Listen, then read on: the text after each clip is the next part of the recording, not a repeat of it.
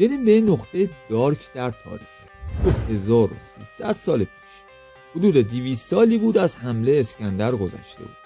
فردی به اسم ارشک رهبر یه قبیله کوچک شمال ایران بود. این فرد در کمترین زمان ممکن قبایل دیگر رو متحد کرد و شمال شرقی ایران پارت رو تصرف کرد و بعدش یونانی‌ها رو با لگد اخراج این کشور بیرون. او خودش رو به تبار هخامنشی نسبت میداد و سلسله اشکانی رو به وجود آورد و برای 471 سال ایران در اوج رفاه و آرامش بود. ایران در اوج اقتدار و قدرت بود. مرزهای امپراتوری به قدری بزرگ بود که از رود فرات تا هندوکش، از قفقاز تا خلیج فارس ادامه بود. خارجی‌ها به این امپراتوری میگفتن پارت‌ها یا پارتیان. وسعت خاک این امپراتوری به قدری بود که به راحتی میشه گفت 1/4 تمدن‌های اون زمانو در خود جای داده.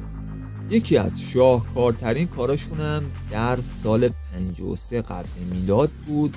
مارکوس کراسوس رو در نبرد کاره شکل تحقیرآمیزی شکست و کلی از قلمرو روم و ضمیمه خاک ایران کرد.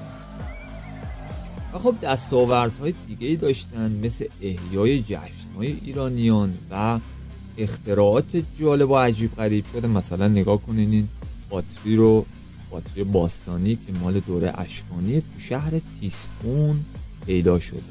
یک کوزه است به ارتفاع 4 سانتی متر و قطر آن 8 سانتی متر و هیش دیسک مسی داشته و یک دانشمند آلمانی اینو تست کرده و 1.5 تا 2 ولت برق ازش گرفت. اون لباس رزمی که اختراع اینها بود و اینکه خب اروپایی‌ها بعدها اینو کپی کردن، تقلید کردن و البته تاکتیک های جنگی ناب و خاصی که مختص اشکانیان بود. خب برگردیم به زمان حال. تو برنامه قبل که اومدیم یه سری ثروت هایی رو اشاره کردیم که آقا فقط باید خمشی از رو زمین ورداریم، یعنی دیگه این ساده تر دیگه نه. ولی حالا تو این برنامه با یه سری ثروت های دیگه ما کار داریم، ثروت های فرهنگی. به طور مثال بخوام بگم شعرای ما. خب همه ما میدونیم که ایرانو به ادبیات در جهان میشناسن. منظور از ادبیات هم ادبیات شعره، مثل قولهایی مثل حافظ و سعدی و مولانا و فردوسی و اینا. ولی این نگاه ما یه ایرادی داره. این نگاه باید تغییر کنه. ببینید به طور مثال از نظر ما حافظ خب خیلی مهم، یعنی فکر میکنیم حتما کل دنیا هم اینجوری فکر میکنن، ولی اینجور نیست. عموم مردم در جهان اصلا حافظ رو نمیشناسن به اون معنا، ولی خیام رو میشناسن. جوری میشناسن که شما حساب کن تو انگلیسش رباعیات خیام بارها و بارها بعد انجیل پرفروش‌ترین کتاب سال شد. چه 100 سال پیش چه الان. مثلا انگلیس خیام اونجوری معروف بود، ولی تو آمریکا و فرانسه که بریم میبینی آقا مولانا خیلی معروفه. بارها و بارها خب پرفروش‌ترین کتاب شعر بوده که به اسم رومی اونجا میشناسن.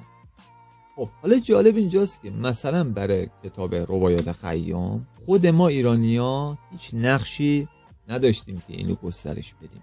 شما تصور کن یه آدم انگلیسی 100 سال 100 خورده سال پیش بعد رباعیات رو برداشته ترجمه کرده و به شکل جذابی با زبان انگلیسی مچ کرده و دیگه بوم. و اینکه حالا ما اگه بخوایم واقعا بدونیم آقا ادبیات ما واقعا کجای جهان جای داره، منصفانه به داستان نگاه کنیم، مثلا یه آمار میگیم. خب آماری که ما الان اینجا میخوایم نشون بدیم یه آمار 100 کتاب برتر تاریخ ادبیات جهان به انتخاب انجمن نروژ.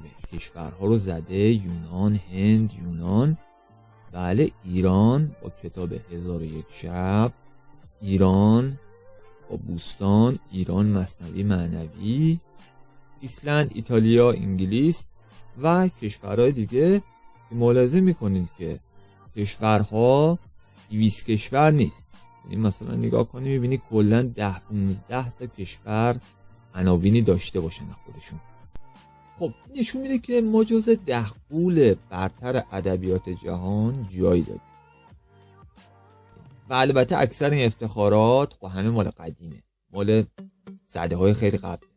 و اما اگه هم بخوایم یه مثالی از حال بزنیم، ما میتونیم مثلا خب کتاب مای کوچولو بود که جهانی مطرح شد و یا کتابای هوشنگ مرادی کرمانی. توجه داشته باشین به قدر این کتابا جهانی شد که الان یک سری از کشور اروپایی مثالی که از شرق میخوام بزنن کتاب ایشونو میان اونجا تدوین. خب یا اینکه شما حساب کن پتانسیلی که شاهنامه داره. حالا یکی ممکنه بگه آقا شاهنامه چه پتانسیلی داره؟ خب ببین الان من بزنیم مثال. شما انیمیشن گیسو کمند رو نمیدونم دیدید یا نه. اگه بچه دختر دارید که حتما دیده و خب شاید هم خودتون دیده باشید. شما داستانی که تو این فیلم هست دقیقاً داستانی که در شاهنامه اون. داستان رودابه و زال دقیقاً همین. خب برخی هم میگن آقا اونا اومدن کپی کردن اینو برداشتن بردن ساختن اینا. حالا کپی هم کرده باشن دیگه تونستن انجام بدن. حالا حساب کن این یه داستان کوچیک از شاهنامه است. ببین چه پتانسیل جهانی شدنی داره و ما همینجور گذاشتیمش کنار. میدونی همه اینا ثروت عظیم این کشوره و این باعث میشه که مثلا فرد بگه بریم سرزمین خیامو ببینیم، بریم سرزمین شاهنامه رو بریم ببینیم، فردوسی رو بریم ببینیم، بریم ببینیم سعدی کجا این شعرها رو سروده. ایناست که ارزش داره، ایناست که باعث اعتبار این کشور میشه و ما همینجوری اینا رو گذاشتیم کنار. خیلی خوب، حالا ما میگیم آقا اینا هم به کنار، اینا هم هیچی، از صفر شروع کنیم. ما اصلا ادبیات هم نداریم. حالا ثروتی که من بخوام اشاره کنم ثروت صنایع دستی این کشور. به قدری صنایع دستی ما عظیم و گسترده است راحت اندازه 10 تا کشوره. یه نگاه به این فرش بندازیم. این فرش در یک گور یخ زده اینو پیدا کردن که تمام آثار هخامنشی و تخت جمشید تو این فرش حکاکی شده بود و اینا بسیار با کیفیت و دقیق ساخته شده بود و غیر قابل باور برای کسی که دیده بودن به این ظرافتی که این فرش. حالا ما اینو بذاریم کنار، میریم سر وقت هنرهای منبت، آینه‌کاری، گچکاری و صدها هنر دستی دیگه که شما سیستان میری یه چیزه، شمال میری یه چیزه. اینا هم به کنار که در حقش اجحاف شده واقعا.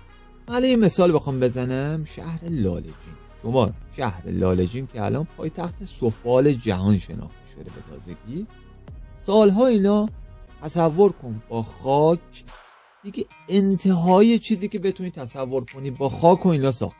یعنی دیگه اصلا دیگه ته شد دیگه چیزی بالاتر از این دیگه وجود نداره. تو خاکو بتونی این همه هنر از توش بخوای در بیاری. یا شهرهای دیگه شما اصفهان میری یه چیزه، نمیدونم زنجان میری یه چیزه و اینا توی چیزی الیتن، یعنی چند تا هنر دارن ولی خب توی یکیش به اوج رسیدن دیگه. میپردازیم به یه نکته، اونم ثروت عظیم غذا در ایران. ایران جزء 2 الی 3 مکتب اصلی غذایی در دنیا. الان به تازگی یه سری اساتیدم اومدن کتابایی نوشتن در این مورد و دارن این اطلاعاتو میدن. جالبی این غذاها اینه شما گیاهخوار باشی به وفور، معمولی غذا گوشتی دوست داشته باشی باز تا دلت بخواد. شما تصور کن فرهنگ غذایی مدیترانه که دنیا رو فتح کرده مازندران ما به تنهایی میتونه برابری کنه لحاظ غذا. یعنی هم زیبایی غذا، یعنی اصلا هنر خودش واقعا. حالا مازندرانت اینه این تنوع زیبا، میای جنوبت هم با سبک دیگه و متاسفانه ما فقط مثلا کباب و قرمه سبزی و اینا رو حالا تا حدودی تو دنیا شناخته شده است. یا مثلا بین میوه ها آره مثلا انار رو ما معرفی کردیم به دنیا ولی کافی نیست. ژاپن با سوشی چیکار کرد؟ کل دنیا میری سوشی رو به اسم ژاپن اصلا تبدیل غذای ویتنامی. یا مثلا مکزیک تاکوشو کل دنیا پخش کرد، هیچی نداره. بعد ما واقعا حیفه که این ثروت اینجوری ناشناخته بخواد بمونه و اینم خب به خاطر بسته بودن کشوره. بعد باز نبوده اون تبادل فرهنگی به اون معنا بخواد شکل بگیره، به خاطر اینه. حالا برمیگردیم به موضوع اوله. بارها و بارها این کشور از هیچ امپراتوری تشکیل داده. خیلی وقتا بدون نه گازی بوده نه نفتی بوده، خیلی این ثروت‌ها در کار نبوده. فقط از تجارت جاده ابریشم ما به راحتی بارها امپراتوری ساخت و با این پتانسیل این اتفاق تکرار خواهد شد. خب امیدوارم این ویدیو آموزنده باشه، مفید بوده باشه و تا برنامه بعد خدا نگهدار.